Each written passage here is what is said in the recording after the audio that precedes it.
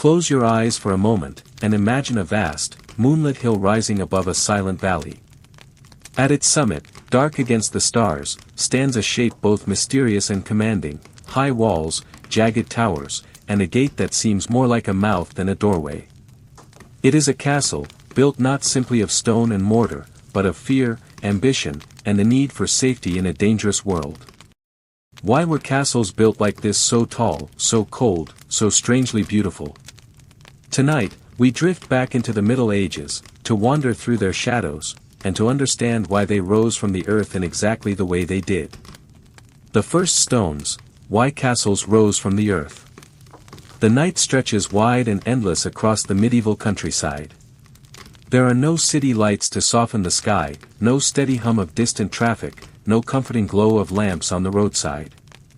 Instead, the world rests beneath the stars, dark and heavy, with only the pale silver of the moon spilling across the fields and forests. Somewhere far below, a village sleeps in fragile peace, a scattering of wooden huts with thatched roofs, a few glowing hearths still awake, and the faint scent of smoke drifting on the air.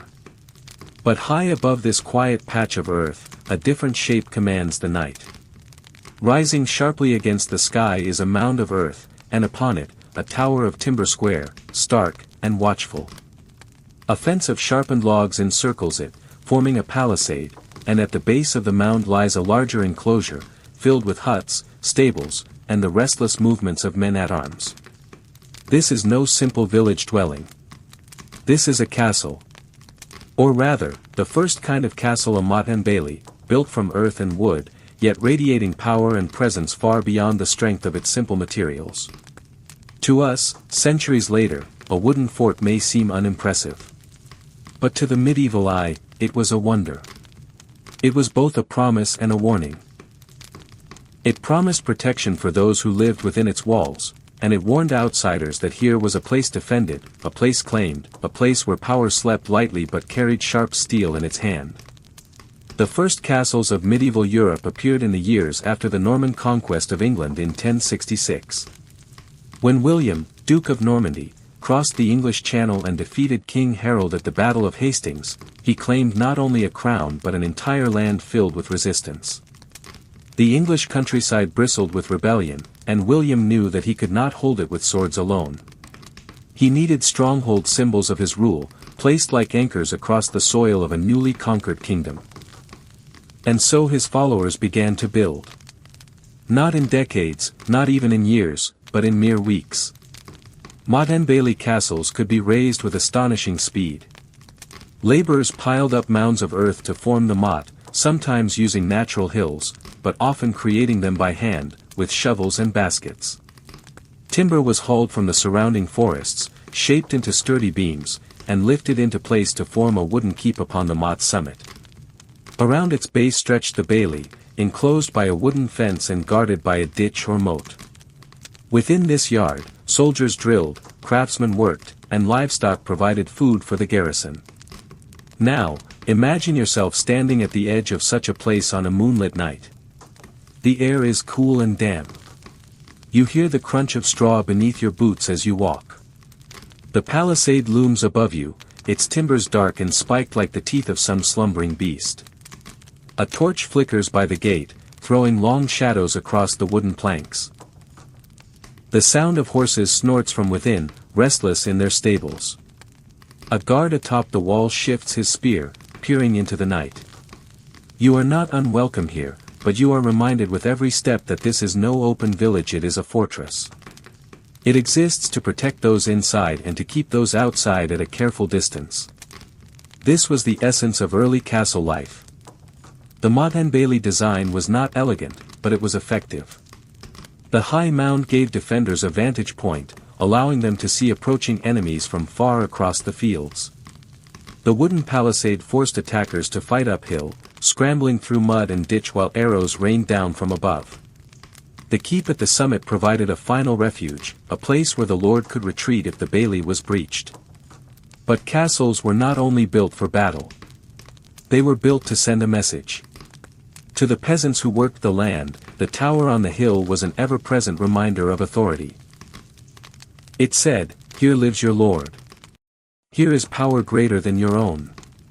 Here are walls that you cannot climb, gates that you cannot force, a rule that you cannot ignore. And yet, it also offered reassurance. For when raiders swept through the countryside, when rival warbands threatened farms and fields, the castle stood ready as a sanctuary. Its gates would close, its walls would shield, and behind its defenses, there was at least a chance of survival. There is something almost dreamlike in imagining these early castles as they first appeared. Wooden beams creaking in the wind. The earthy smell of damp soil on the moat. Smoke curling from cooking fires inside the bailey. The murmur of voices, the distant clang of a blacksmith's hammer, the bark of a watchful dog. And above all, the looming square keeps, not yet the stone marvels we picture today, but a rough and earnest symbol of protection in a violent world. Still, wood is wood. And fire is merciless. Many of these early castles burned, sometimes more than once. Enemies quickly learned that a torch might succeed where a sword could not. A single spark could leap across the palisade, licking up the dry timber and swallowing the fort in flame. For this reason, motte-and-baileys were strong but never invincible. They were temporary solutions, born of necessity. And yet, they were the seeds from which the great stone castles would grow. Let us linger, though, in this world of earth and wood, before we hurry into the age of stone. Imagine the daily rhythm within the bailey. At dawn, the gates creak open, and peasants hurry inside with baskets of grain and tools, seeking shelter within the Lord's domain. Chickens scatter beneath their feet as soldiers begin their drills, the slap of wooden practice swords filling the yard. A cook bends over a cauldron, stirring stew for the garrison. Children chase one another between the huts, their laughter carrying faintly into the morning air. At night, the gates close again, and torches glow softly in the darkness, as if the castle itself is holding a small, stubborn flame against the vast, engulfing night. There were hundreds of such castles across England and Normandy in the 11th and 12th centuries. Each one a mark of conquest, each one a sign of control. Some were crude and short-lived, abandoned after only a few years. Others grew stronger, their wooden walls replaced by stone, their simple keeps expanded into towering fortresses. But all of them shared the same purpose: to guard, to dominate, to endure. Think for a moment about the experience of a villager gazing up at the moat from the fields below. Day after day, the keep stood above them, its silhouette etched against the sky. It must have seemed less like a building and more like a presence, silent, immovable, watching. Perhaps it gave them comfort, perhaps it gave them fear. But either way, it shaped their world. The choice of height was deliberate. In a land of low houses and flat farmlands, the castle's raised position broke the horizon. Height meant power. Height meant visibility. To be seen from miles away was to remind all who looked that here was a place of authority. For those inside, it was a sense of safety. For those outside, it was a reminder of their place in the order of things. And so the first stones, or rather, the first timbers of the castle age were set into place. Not yet the cold, grey walls we know, but something humbler and more fragile, and perhaps more human. These early castles were imperfect. They were vulnerable to fire, limited in strength, and often uncomfortable to live in. But they were also the beginning of something greater, the first expression of a new idea of power in medieval Europe. As we rest here, in the shadow of the wooden keep, let us hold that thought. Castles did not spring fully formed as the great stone giants we picture today. They began small, as earth and wood, as experiments in survival. But even in these fragile beginnings, they carried within them the shape of the future. The night deepens, and the castle on the hill creaks softly in the wind. The torches flicker low, and the guards pace slowly along the palisade. Somewhere beyond the walls, the world lies dark and unguarded. But here, within this wooden fortress, there is light, there is shelter, there is the first glimmer of something that will one day dominate the medieval world.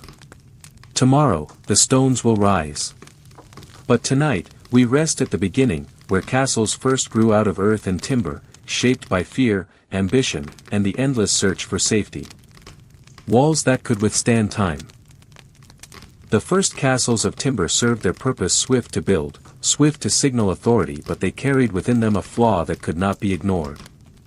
Wood, no matter how thick the beams, no matter how high the palisade, could be burned. Fire was the great equalizer of the early Middle Ages. One torch, flung by an attacker or even sparked by accident within the bailey itself, could undo months of labor and leave only charred stumps where once a fortress had stood. And so, in time, lords and kings looked to a different material, one that could not so easily be consumed by flame. Stone. Heavy, cold, immovable, stone promised endurance. A wooden keep might last a generation, a stone keep, if built well, could outlast centuries. Where timber felt temporary, stone spoke of permanence.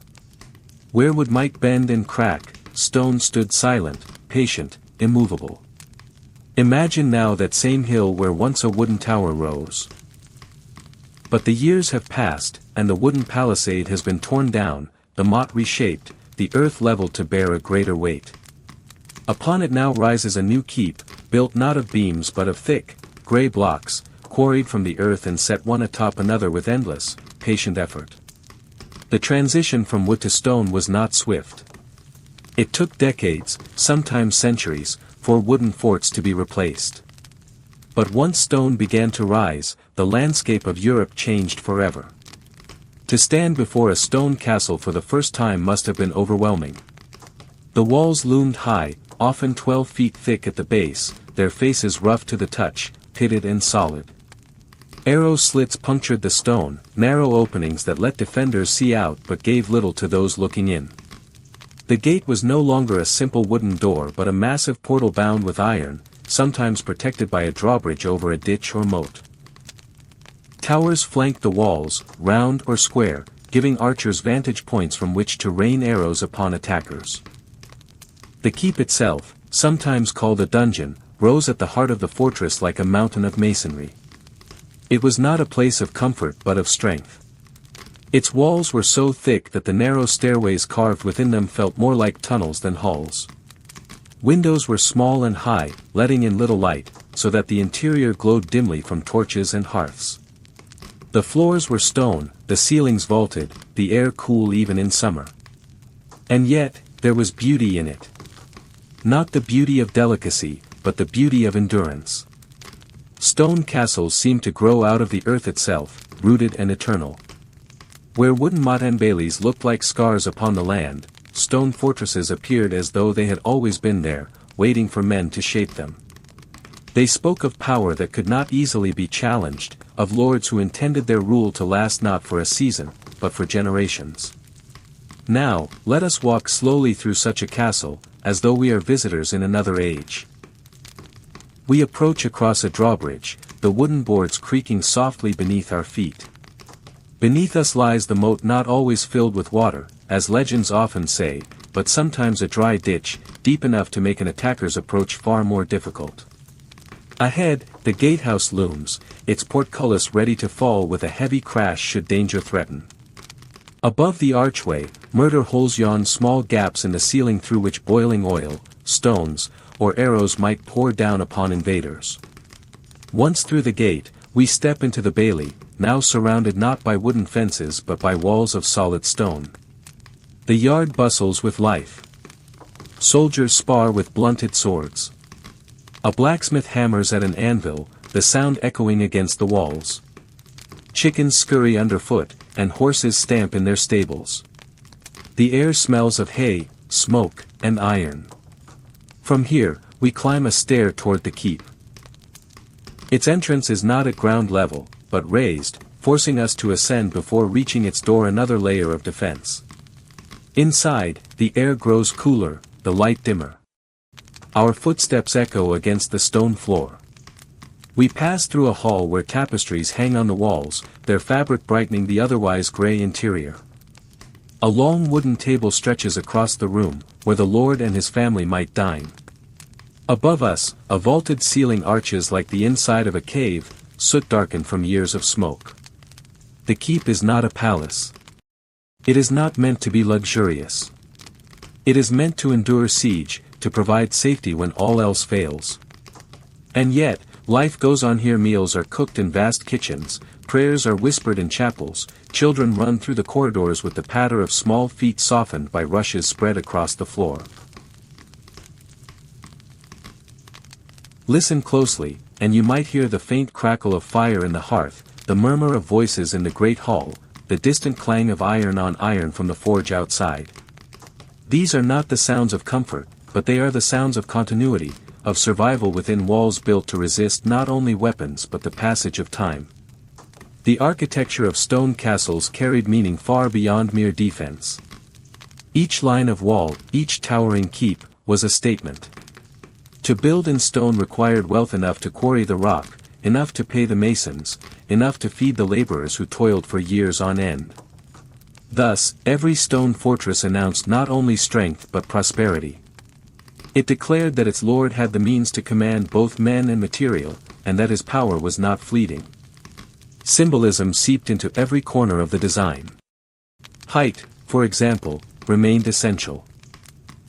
Just as wooden moats raised their keeps above the countryside, stone towers thrust into the sky, casting long shadows across the land. From their battlements, one could see for miles in every direction, a reminder that the Lord's gaze stretched far, that nothing in his domain lay beyond reach. Thickness, too, carried its own message. Walls wide enough for a man to walk within were not only practical, allowing for passage and defense, but symbolic. They were obstacles meant to crush hope in attackers, to show that no matter how determined the assault, stone would not yield easily. And then there were the detailed arrow slits that allowed defenders to fire safely, machicolations that let stones be dropped on enemies below, winding staircases that forced right-handed swordsmen to fight awkwardly as they climbed. Each choice was deliberate, each design born of long experience with violence, each featuring a response to the endless contest between offense and defense that defined the Middle Ages. Yet in the midst of all this strength, life still persisted, soft and human. In the great hall, minstrels played music to ease the long winter nights. In the kitchens, servants roasted meat on spits, the scent filling the cold corridors. In the chapel, voices rose in prayer, echoing softly against the stone. Children, bundled in wool, played in the courtyards, their laughter brightening the austere walls. The castle was both fortress and home, both shield and hearth. To walk through it is to feel a strange duality, at once comforted and oppressed.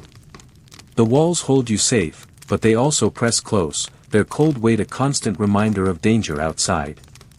The air is chill, even in summer, and every sound echoes as though the stone itself listens. And yet, without these walls, life would be far less secure. Stone castles became the heartbeat of medieval Europe. They dotted the landscapes of England, France, Spain, and beyond, each one a silent guardian of its territory. Some were small and modest, others vast and sprawling, with multiple baileys and rings of walls.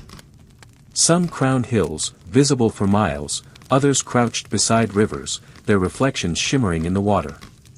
Each one, in its own way, reshaped the land around it, turning fields into lordly domains, turning villages into shadows at their feet. Centuries later, many of these castles still stand. Their walls are broken, their roofs gone, their halls empty, but their stones remain, enduring the winds and rains of ages. To stand within their ruins is to feel the weight of time itself, to sense the presence of generations who walked where we now walk. And in that endurance, we understand why they were built, not merely to defend, but to last, to carry memory forward through centuries. As night deepens once more, let us step back from these walls. The torches gutter in their brackets, their flames casting wavering light upon the grey stone. The battlements stretch above, silent and immovable, their outlines black against the sky. Somewhere far away, a dog barks in the dark, and the sound echoes faintly off the walls, then fades into the stillness. We pause here, within the quiet of stone, within walls that were meant not for beauty but for permanence. Walls that could not be burned, walls that would not bend, walls that could withstand time itself. Life inside the stronghold. To look at a castle from the outside is to see power in stone, towering walls, soaring keeps, battlements bristling with defenses. Yet from within, another story unfolds, one not of conquest or siege, but of life. Behind the heavy gates, within the chill of the walls, men and women lived, worked, prayed, and slept. Children were born here. Meals were shared here. Music echoed across halls that had seen both feasts and funerals. The castle was not only a fortress and symbol, it was home. Let us step now through its great doors and wander the quiet corridors of a stone stronghold. The first thing you notice is the coolness of the air. Even in summer, the stone keeps their chambers chilled, so that a shiver runs along your arms. The walls are thick, sometimes more than 10 feet across, and the windows are narrow slits, little more than openings to let in a streak of pale light. Sunlight filters in, dim and gray, so that much of the castle is lit not by day but by fire, torches in brackets, hearths smoldering, candles flickering in the draught. The scent of smoke lingers everywhere, soft and persistent, a reminder of how much the people within rely on flame to soften the edges of their world. At the heart of every castle lay the Great Hall. This was the beating center, the place where life converged. It was here that the Lord held his court, here that meals were taken, here that the business of rule unfolded. Step into the hall, and your footsteps echo across the stone floor. The chamber is long and high, with a roof that arches above like the hull of an inverted ship. Rushes are scattered on the floor, replaced seasonally with fresh herbs to sweeten the air. At one end of the hall sits the Lord's high table, raised slightly on a dais so that all may see him as he dines or speaks. Along the length of the hall are trestle tables for his household knights, retainers, and servants who eat in his presence, their voices filling the air with the low hum of conversation. The clatter of wooden trenchers, the laughter of squires, the bark of hounds waiting to scrape these sounds, all layered together, create the rhythm of daily life within the stone walls. The food itself, though not what we would think of as lavish by modern standards, was plentiful for those within the castle. Bread, coarse and dark, was the staple. Meat roasted on spits, sometimes venison from the hunt, sometimes pork, beef, or poultry. Stews bubbled in cauldrons, flavored with herbs from the kitchen gardens. On feast days, tables groaned under richer fare, pies filled with fish or fowl, spiced dishes imported at great expense, even the rare sweetness of honeyed desserts. Ale was drunk daily, and wine, when it could be afforded, was poured from heavy jugs into wooden cups. Beyond the great hall stretched the kitchens, a world of heat and motion. Fires roared in vast hearths.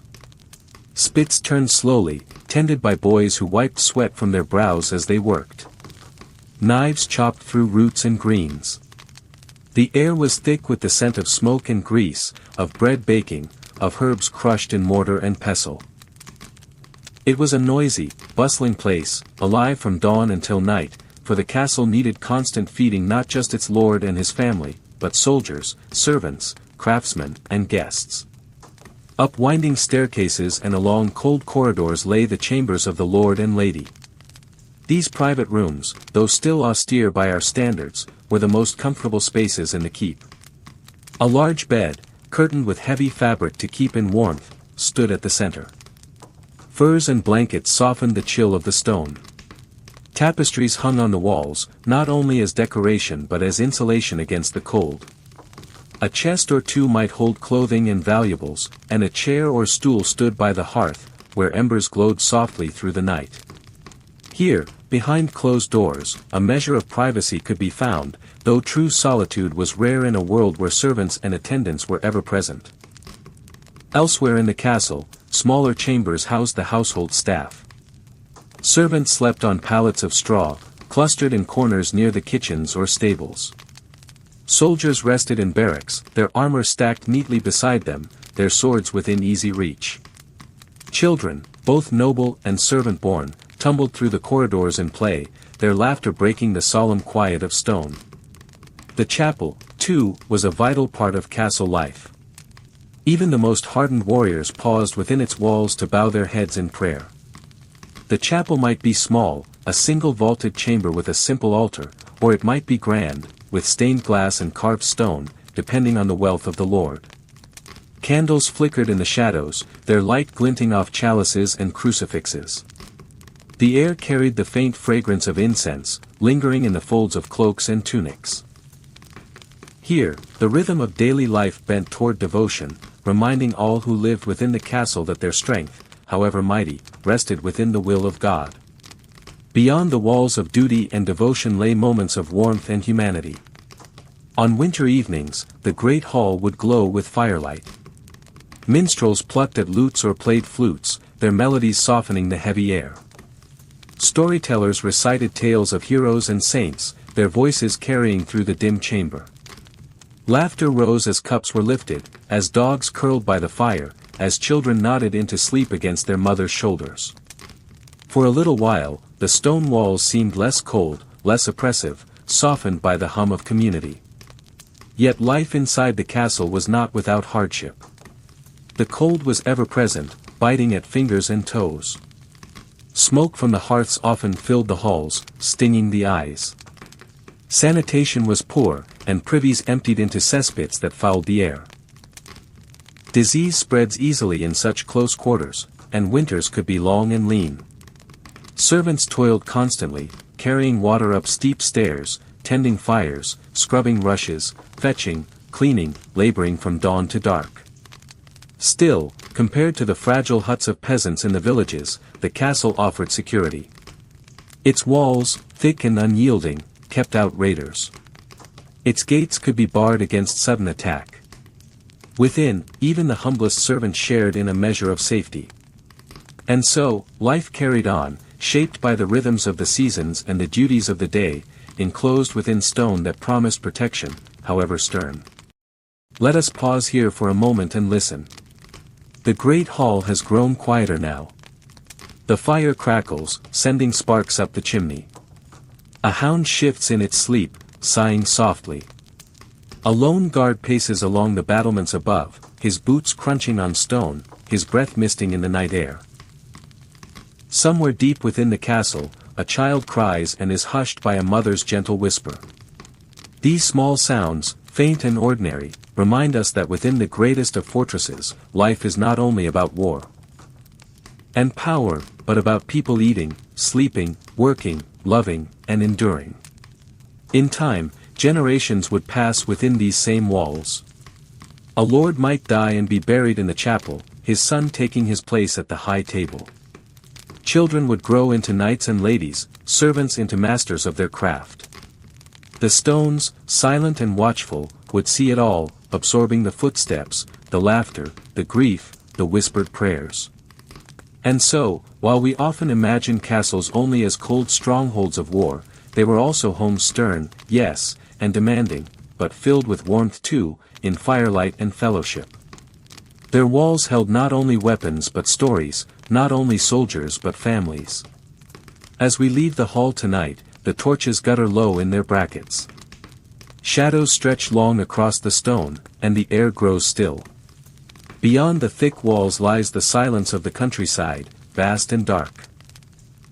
But here within, the castle breathes softly the warmth of embers, the whisper of sleep, the quiet pulse of life continuing within its ancient stronghold. Siege and survival. A castle, for all its stone and strength, was never built simply as a home. It was built as a promise. A promise to those within that, when danger swept across the land, its walls would hold. A promise to enemies that they would not enter easily, that time and toil would be demanded for every step closer. And in the long centuries of their use, these promises were tested again and again in moments of fear, in months of waiting, in the drawn-out tension of siege. Imagine, now, that you are standing at the edge of a castle moat. The water below is dark, sluggish, reflecting the gray of the sky. A faint mist drifts above its surface, and the reeds along the edges stir with the wind. The moat was never meant to be beautiful. It was meant to be a barrier. To cross it meant exposure to arrows, to stones, to fire raining down from above. Beyond the moat rises the wall itself, sheer and unyielding, its battlements serrated like the teeth of a great beast. At its base, the drawbridge stretches outward, a wooden spine that can be pulled away at a moment's notice, leaving nothing but water and distance between invader and gate. To live in a castle was to know that one day, the bridge might be raised. And when it was, life changed in an instant. The castle shifted into a world apart, sealed within its walls. Supplies, carefully stored for such moments, became precious. Barrels of grain, wheels of cheese, salted meat, and casks of ale provisions were measured and guarded. The rhythm of daily life slowed, narrowed to survival. No longer could the lord's household venture freely into the countryside. No longer could peasants bring their goods to the gate. The castle became an island in a sea of hostility, afloat in stone and silence. Outside, the enemy gathered. Perhaps it was a rival lord, raising his banners and laying claim to the land. Perhaps it was a band of marauders, hungry for plunder. Whatever the cause, the effect was the same: the ring of campfires beyond the walls, the distant shouts of soldiers, the metallic clang of weapons being sharpened. By day, smoke might rise in thin curls from their camp, drifting against the sky. By night, torchlight pricked the darkness, an unblinking reminder that danger was near. Within the castle, the air thickened with tension. Guards paced along the walls, their boots heavy on the stone. Archers stood ready at the arrow slits, peering out into the fields beyond.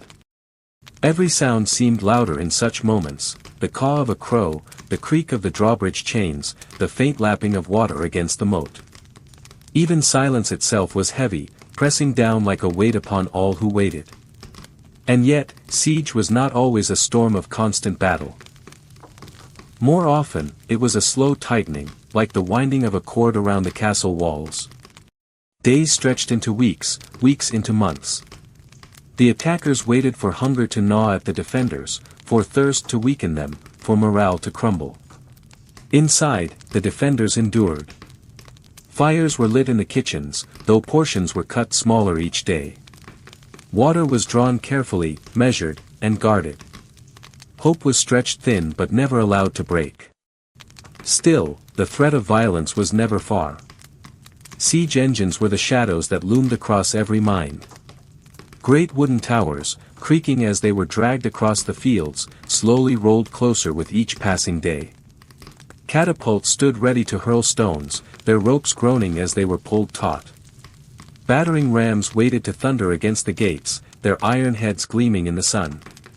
The sight of these machines alone was enough to stir unease within the walls, for they were not only weapons but messages.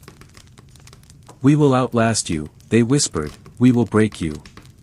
Yet castles were designed for such trials. Their walls were not mere stone but strategy made solid. Towers allowed defenders to see and fire upon the enemy from above.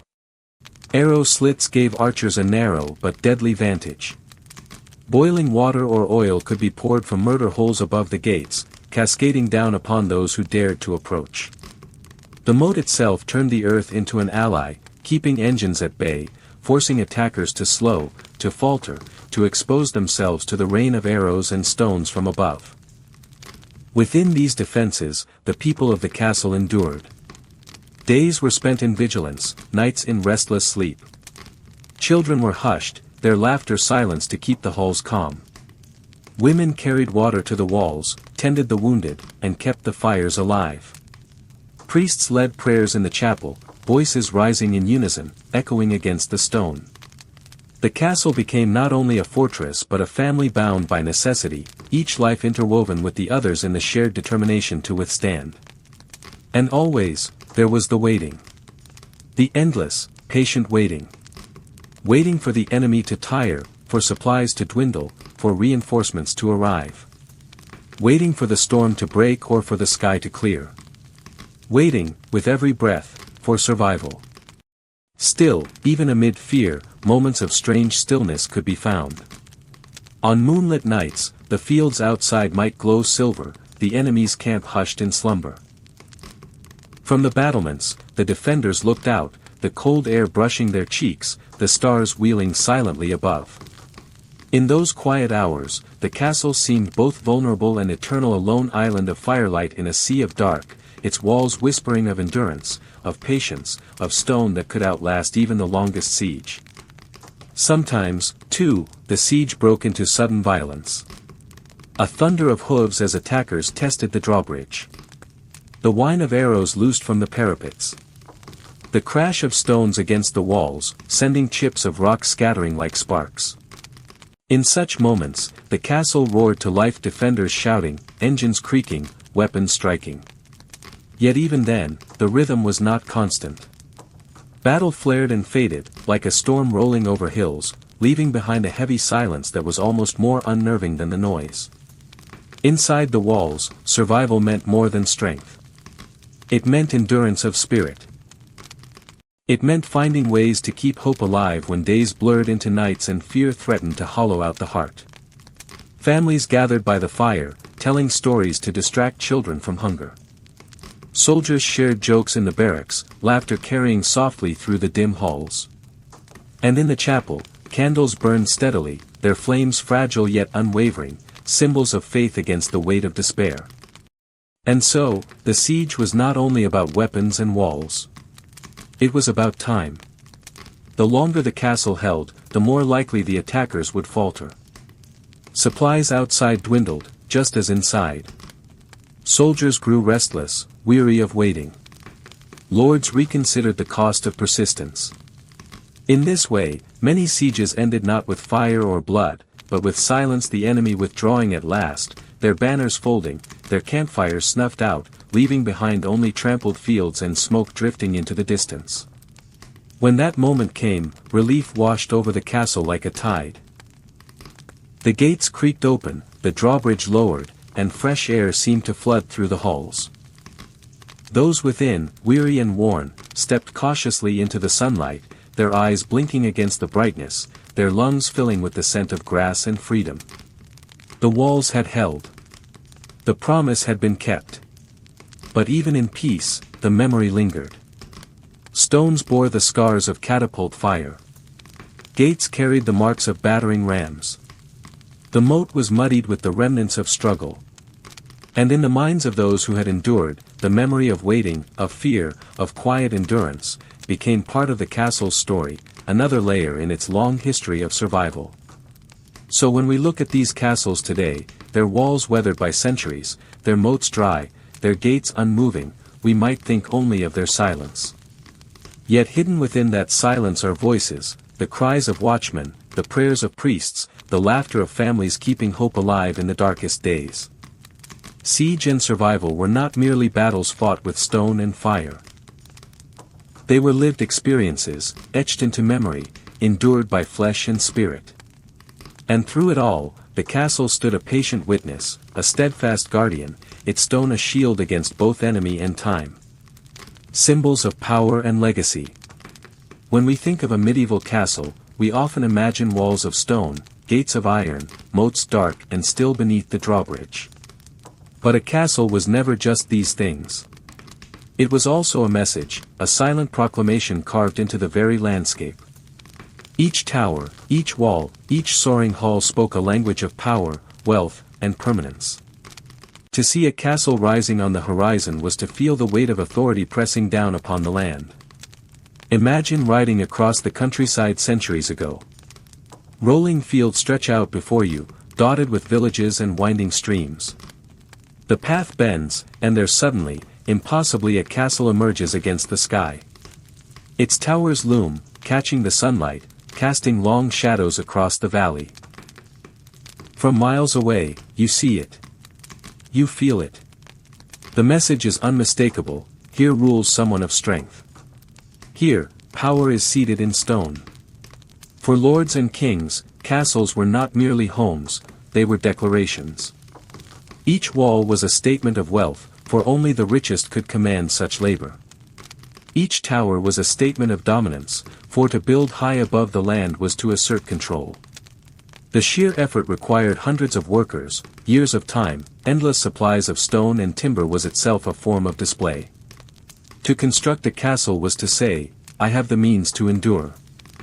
I have the power to rule. I have the resources to shape the world around me. And so castles became symbols woven into every aspect of medieval life. For peasants working the fields, the sight of their lord's castle meant protection in times of danger. It was a reminder that, though they labored on the land, they were part of something larger, tied to a network of strength. For merchants, the castle represented stability, a place where trade could flourish beneath the watchful eye of authority. For rivals, it was a warning, a silent challenge set against the horizon. Yet power was never the only message. Castles also spoke of faith. Many were built not only with towers and walls but with chapels at their heart. Within those chapels, sunlight filtered through narrow windows, illuminating carved stone and flickering candles. Prayers rose with the smoke of incense, filling the air with devotion. To kneel within such a space was to feel the castle itself as part of a divine order, a place not only of defense but of sacred presence. And castles spoke of culture. Their halls were not only places of strategy but of music, feasts, and stories. Within the great halls, tapestries stretched across the walls, embroidered with scenes of myth and legend. Troubadours sang songs of valor and romance, their voices echoing against the rafters. Long tables groaned beneath the weight of roasted meats, spiced stews, fresh bread, and golden ale. Candles glimmered in iron sconces, their flames reflecting in the polished helmets of knights seated nearby. The castle was alive, not only with the business of war but with the beauty of human expression. And what of imagination? Castles did not simply dominate the land, they dominated the mind. Their soaring towers became backdrops for tales of chivalry, for the legends of knights and dragons, of maidens and quests. The very architecture seemed to invite stories of secret passages hidden behind stone, of dungeons deep below, of high balconies where messages might be whispered under moonlight. Even in their own time, castles inspired a kind of myth-making, a dream of grandeur that extended beyond mere reality. To understand their legacy, we must see how deeply castles shaped medieval identity. They were not just fortresses, they were mirrors of society. A lord's castle reflected his ambition. A king's castle reflected his dominion. Even a small stone keep, perched above a village, reflected the feudal bond between ruler and ruled, protector and protected. And yet, their symbolism could also weigh heavy. For peasants, the same walls that promised safety were also reminders of authority, of taxes owed, of obedience demanded. To walk beneath the shadow of the castle was to remember one's place in the order of things. Castles inspired awe, yes, but also obedience, and sometimes fear. Still, centuries later, when we look upon them in ruins, their message endures. Though the halls are empty and the banners long gone, the stones still speak. They whisper of power once held, of faith once practiced, of lives once lived within their embrace. They remind us of the human desire to build not just for the present, but for the future, to carve into the earth a mark that would outlast generations. Consider, too, how castles shaped the imagination of those who came after. Even when their military function faded, their image lingered in tales and dreams. Writers of romance placed their heroes and heroines within castle walls. Painters captured their towers against dramatic skies. And later, as centuries passed, storytellers would turn to castles as the perfect stage for fantasy, for magic, for mystery, for worlds that existed half in history and half in dream. Today, we still feel their pull. Children build castles of sand, stacking towers against the tide. Stories of kings and queens, of knights and quests, still circle around their imagery. Even in modern architecture, echoes remain in turrets and battlements in grand houses, archways and courtyards in places far removed from their medieval roots. The castle remains one of the most enduring symbols of human culture, etched into both stone and memory. And perhaps most telling is this: castles endure even when they fall. A ruin on a hilltop, its walls crumbled, its roof open to the sky, still carries the weight of meaning. We walk among those ruins and feel the presence of history pressing close, as though the stones themselves remember. Ivy creeps along the walls, birds nest in the empty windows, and yet the silhouette still commands respect. The ruin is not just a reminder of what was, but a symbol of continuity, of endurance beyond time. In the end, the legacy of castles is not only in the stone left behind, but in the way they shaped human thought. They were built as defenses, as homes, as declarations of wealth and faith. But they became something more, symbols of power, of culture, of imagination. They became, in essence, the embodiment of the medieval world itself, its struggles, its aspirations, its dreams. And as we let our thoughts drift back through time, as we imagine the banners fluttering once more, the torches glowing in the night, the halls alive with music and laughter, we feel the echo of their power still. Castles are more than ruins, they are stories written in stone, reminders of how human beings sought not only to survive, but to leave a mark upon the world that would endure long after the voices had faded. Echoes through the ages. Time moves slowly, yet even the strongest walls eventually yield to it. The castles that once stood proud, alive with banners and torches, have long since entered new lives of their own. Their stones, once sharpened against the threat of siege, have softened under the touch of centuries. Roofs have caved, halls have emptied, ivy has crept along the walls, and yet they remain transformed from strongholds of might into ruins of memory. The afterlife of castles is, in its way, just as fascinating as their age of glory.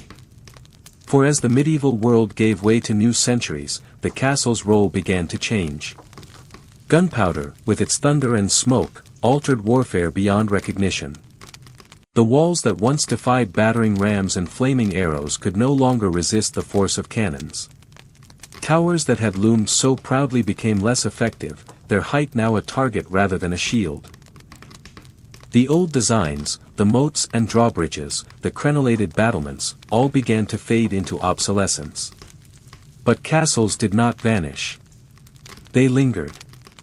Some were abandoned, left to crumble on windswept hillsides. Others were reshaped into stately homes, their defensive features softened into symbols of heritage rather than necessity. Lords and monarchs, no longer fearing constant war, turned their energies to comfort, to elegance, to palaces where beauty mattered more than defense. And so the castle began to transform from fortress, to residence, to relic. Walk now with me through the centuries. Picture the 15th and 16th centuries, when cannon fire echoed across Europe, when new ideas of power rose alongside Renaissance palaces. Many castles were abandoned during these years. Their stones were pulled down and repurposed, used to build homes, churches, or bridges. Others simply fell into decay, their empty halls filling with the sound of wind instead of song.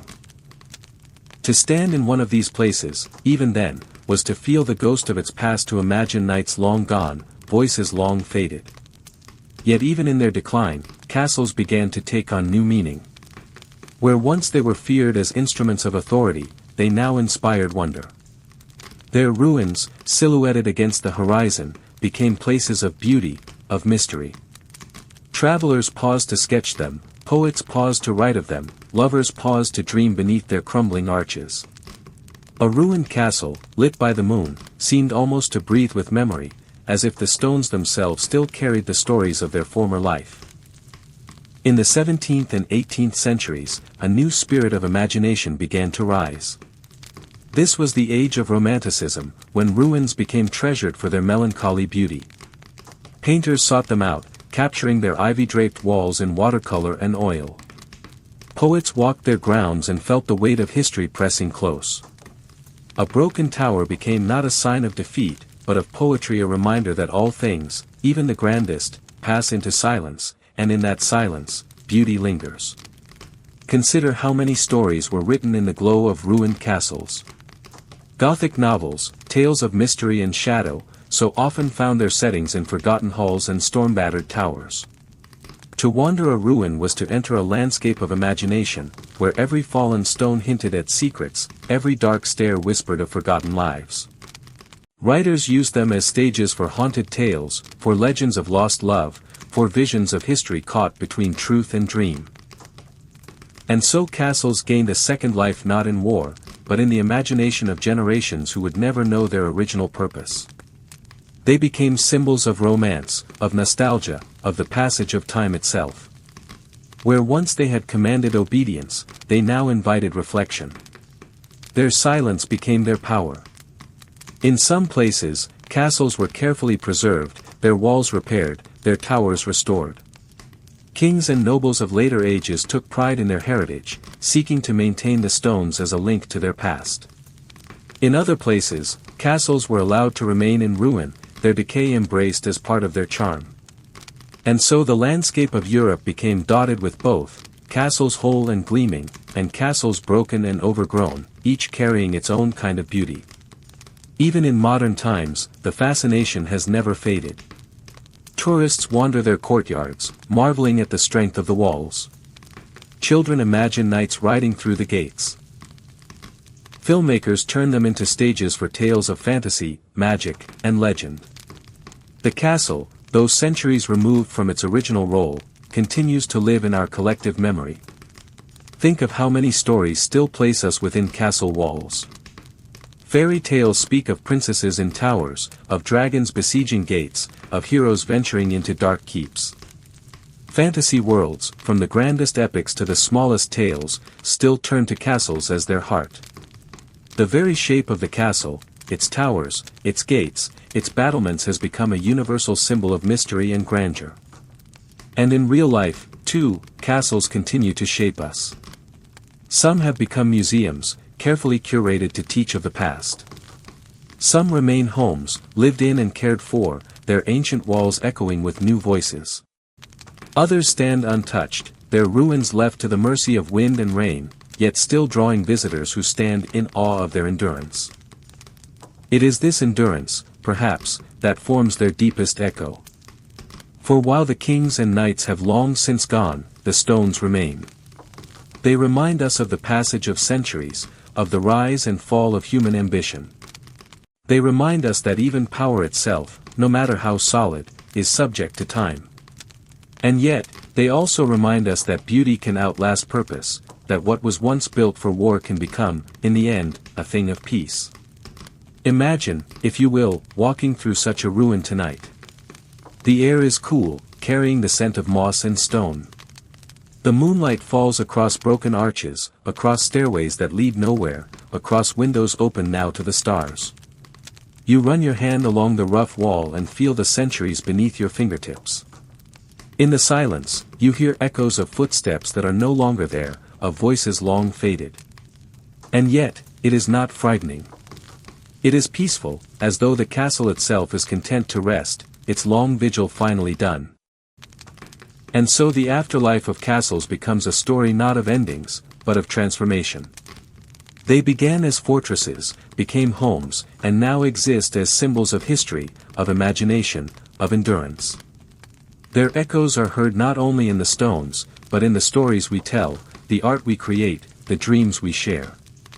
The castles of the medieval world may no longer stand as they once did, but in their ruins, they have gained something perhaps greater, a timeless presence, an eternal place in the human imagination. Their voices may be softer now, carried by wind and shadow, but they still speak, inviting us to listen, to dream, and to remember. The castle in memory and dream. As our journey winds to its end, we pause once more before the castle, not as it was in its beginning, nor as it stood in its age of might, nor even as it lingered in ruins, but as it remains within us. For the truth is that castles, though built of stone, now live most vividly in memory and in dream. They have become more than walls and towers. They are symbols, echoes, whispers, shadows that reach across centuries into the quiet corners of our imagination. Close your eyes for a moment and imagine a castle of your own. It might not exist on any map. It might rise from a cliff above a dark sea, or stand in the middle of a misty forest, or gleam golden upon a hilltop where the sun sets behind its towers. You may not see every detail clearly, yet it feels familiar, as though it has been waiting within you all along.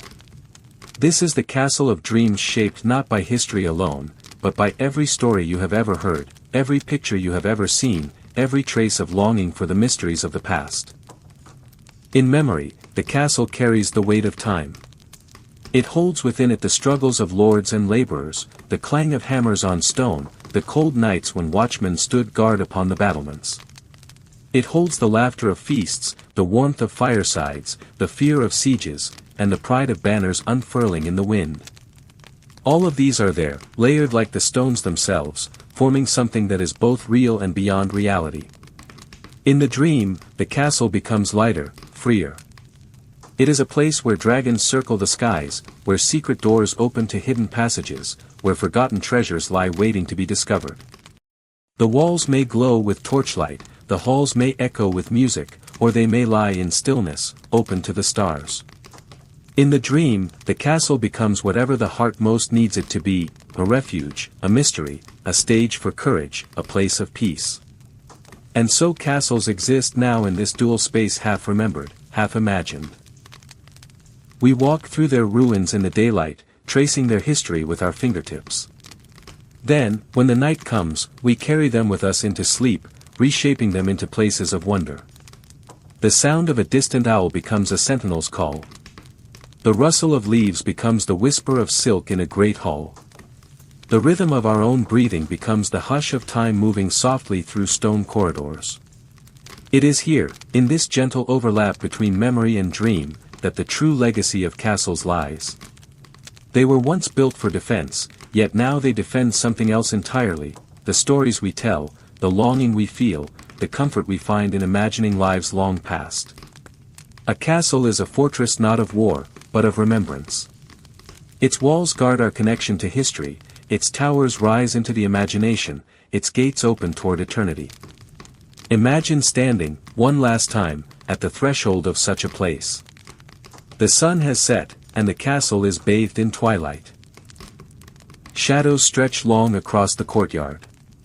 The air is cool, carrying the faint scent of grass and stone. You pass beneath an archway, and in the dim light you feel the weight of centuries around you. Yet you are not alone. All who ever walked these halls seem to linger not as ghosts, but as impressions, as traces of human life that time cannot erase. You pause at the center of the great hall. Above, the roof is open to the stars, and through the broken windows the moon spills silver across the floor. The silence is vast, yet within it you hear so much, the faint echo of voices, the laughter of children, the murmur of prayers, the distant sound of a horn calling across the hills. Each sound is a memory, each memory a gift. Then, slowly, you step outward, back into the night. The castle rises behind you, vast and quiet, a silhouette against the sky. It does not matter whether it stands strong or lies in ruin, for in this moment, it is eternal. It belongs not to kings, nor to lords, nor to knights, but to you, to all of us, carried forward in thought and dream. And as you walk away, the castle does not vanish. It follows gently, not in sight but in spirit. Its walls rise within your own imagination, its towers gleam faintly in the landscape of your mind. When you close your eyes, it is there. When you drift into sleep, it waits not to guard you, not to command you, but simply to remind you of the beauty of what endures. For though castles were built of stone, their true strength has always been this, that they live on in the quiet places of the heart. They remind us of courage, of struggle, of beauty, of time. They remind us that even as all things change, something remains not unchanged, but eternal in its transformation. And so, as this story comes to rest, let the image of the castle remain with you. Let it stand softly at the edge of your dream, its towers rising into the night sky, its windows glowing faintly with the memory of long-vanished lights. Let it be both a fortress and a sanctuary, both a ruin and a vision, both past and present, both memory and dream. The journey has been long. We have walked through the first wooden fortresses of the Middle Ages, through the stone towers that defied centuries, through the daily life within their walls, through sieges and defenses, through symbols of power and the echoes that linger. And now, here, we come to rest at the threshold where history fades into imagination, where castles live on not in stone but in story. Close your eyes, and let the castle stand watch as you drift gently into sleep. Its walls will not crumble in your dream. Its towers will not fall. They will remain, patient and eternal, waiting in the twilight of memory, glowing in the quiet of the mind. And so, the story of castles, like all stories, does not end. It continues in you, in your dream, in the soft unfolding of the night. A gentle farewell. And now, dear listener, we have come to the very end of our journey through castles and centuries, through stone and memory, through history and dreams. Thank you for walking these quiet paths with me tonight. Thank you for letting your imagination drift among towers and walls, for pausing in the stillness of courtyards, for lingering in the soft glow of firelit halls. Your presence in this story has given it life once more, and in return, the castle has given you its calm, its strength, its enduring watchfulness. As you rest now, let the last fragments of the story settle around you like a cloak of peace. The voices of the past grow faint, the torches dim, the doors of the great hall slowly close. The castle remains behind, standing tall in the distance, yet it is no longer a place you must walk.